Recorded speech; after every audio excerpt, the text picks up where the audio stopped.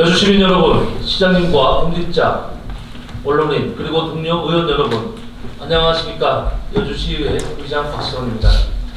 오늘 여주시의회는 제78회 회기로 2025년 제2차 종례회를 개회하면서 제4대 여주시의회 마지막 종례회를 맡게 되었습니다.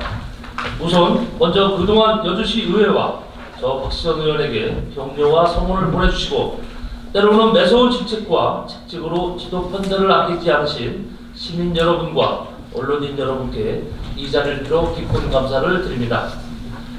그리고 의원님들의 의정활동을 지원해 주신 의회 사무과와 집행부 모든 공직자 여러분께도 깊이 감사드립니다. 돌이켜보면 빠르고 아쉬운 시간이었습니다. 40대의 젊음을 여주시 발전을 위해 불태우겠다는 일념으로 의원에 출마하였고 시민 여러분의 사랑과 지지에 힘입어 재선까지 하면서 어느새 7년 반의 세월이 흘렀습니다. 눈볼 데 없이 바쁘게 움직이며 시민과 함께하는 보람도 느꼈지만 때로는 안타깝고 아쉬운 점도 많았습니다. 오늘 저는 그동안 제가 의정활동을 하면서 느꼈던 바를 바탕으로 앞으로 우리가 무엇을 위해 어디를 지향하며 어떻게 나아갈 것인가에 대한 고민을 시민 여러분, 공직자, 언론인, 그리고 동료 의원 여러분과 공유하기 위해서 이 자리 자유발언대에 섰습니다. 많은 사람들이 민주주의의 꽃은 지방자치이고 지방자치의 핵심은 지역의 현안을 지역 주민 스스로 풀어나가는 것이라고 말합니다. 맞습니다. 그러나 제가 여주시 의원으로서 7년 반 동안 경험한 지방자치는 학자들의 주장이나 현학적인 설명과는 매우 거리가 먼 것이었습니다. 지방자치는 결국 중앙정치의 테두리를 벗어나기 어렵고 소속당의 이름 아래 당론이라는 중압감의 앞에서는 중앙의 눈으로 내 지역의 현실을 보여야 하는 경우가 있는가 하면 저의 소신이나 주장을 위고할 수밖에 없는 상황도 있었습니다. 당이라는 족쇄를 차고서 자유롭지 못한 몸으로는 지역 구석구석을 면밀히 돌아보기 어렵고 자신 있는 행보를 찾아도 이를 강력히 관철하는데 한계를 느낄 수밖에 없었습니다.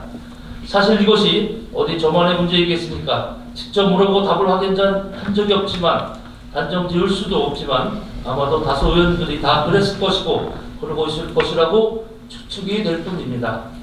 몇 가지 사례를 들어보겠습니다. 저는 사실 의원이나 지자체장은 지역에 머무르면서 다음 선거에 표 얻을 궁리만 하는 것은 선출직으로서의 업무 태만이자 배임이라고 생각했습니다. 지방자치단체장과 의원들은 지역의 미래를 위해 기업을 찾아다니며 기업 유치를 박차를 가하고 정부 부처를 찾아다니며 지역 발전 정책을 호소하고 지역 문제를 해결할 수 있는 정치적, 사회적 공공 네트워크를 구성해야 한다고 생각했습니다만 결국은 지역 행사에 매몰되어 기업을 제대로 방문하기도 어렵고 모든 네트워크를 동원하여 경기도나 중앙부처의 정책 담당자를 찾아 면담하기도 쉽지 않았습니다.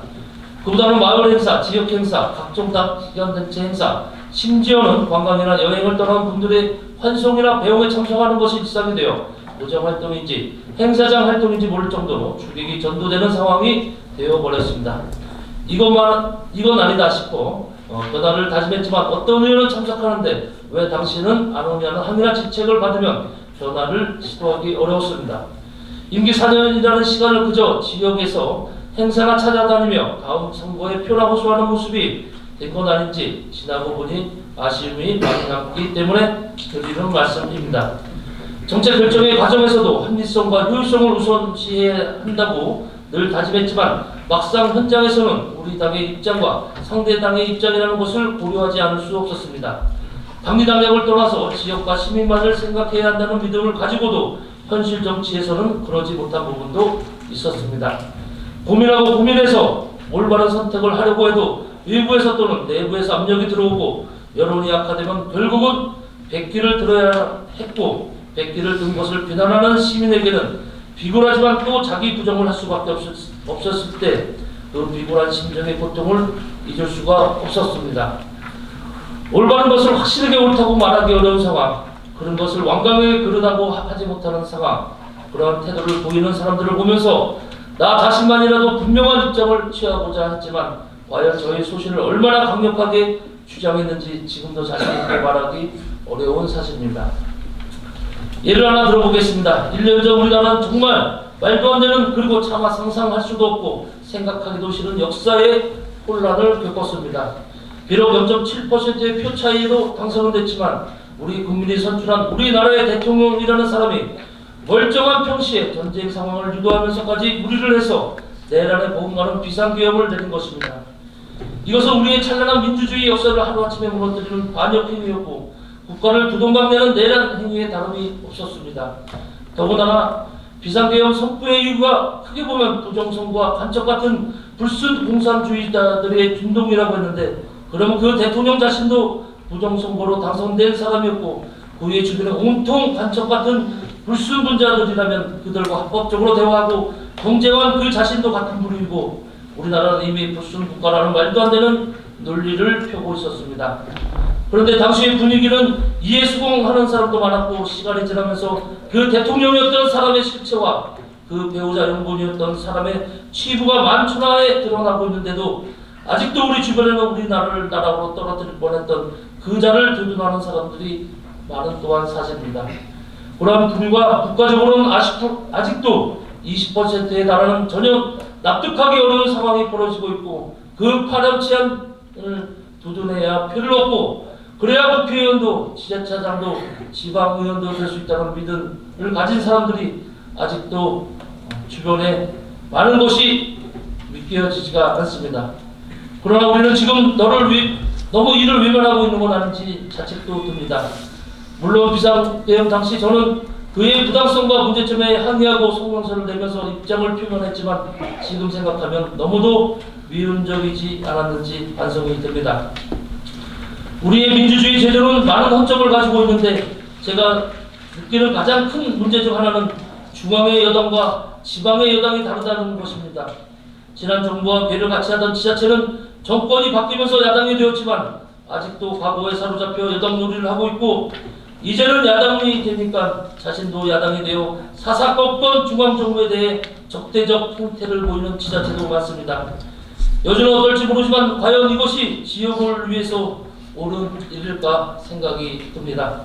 지자체는 지역을 위해 필요하다 판단되면 중앙정부와 협력하고 연대하는 유연성을 보여야 하는데 우리는 과연 어떨지 이 또한 고민하게 됩니다.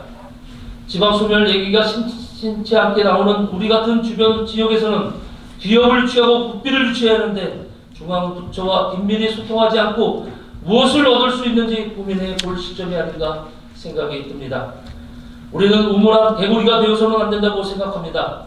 내 눈에 들보를 드러내고 옳은 것은 옳게 보고 그른 것은 그르게 볼 것이며, 내 혀의 마비를 풀고 옳은 것은 옳다고 말하고 그른 것은 그르다고 말해야 합니다. 숲을 보지 못하고 나무에만 고정되어 있는 눈은 제 기능을 한다고 보기 어렵습니다. 이제 우리는 숲을 보고 앞을 보고 미래를 준비해야 합니다. 중앙당, 빨간색, 파란색, 대통령에 대한 편견 모두 다 떠나서 우리가 가야 할 것은 실용입니다. 우리가 보여야 하는 것은 현실입니다. 저는 오늘 이 자리에서 저의 7년 반 의정활동을 반성하면서 초심으로 돌아가 새로운 출발을 하고자 합니다. 저는 시민 여러분께 호소합니다. 말로만 떠드는 사탕발림 같은 소리에 속지 마시고 현혹되지 마시고 매와 독수리의 눈으로 정확한 현실을 깨뜨려 주시기 바랍니다. 저는 오늘 반성하는 마음으로 초심으로 돌아가 역사의 정방향을 추구하는 시민 여러분과 함께 하겠습니다. 추운 날씨 건강 유의하시고 12월 1일 제2차 본회의 시정질문에서 다시 뵙도록 하겠습니다. 경청해 주셔서 고맙습니다.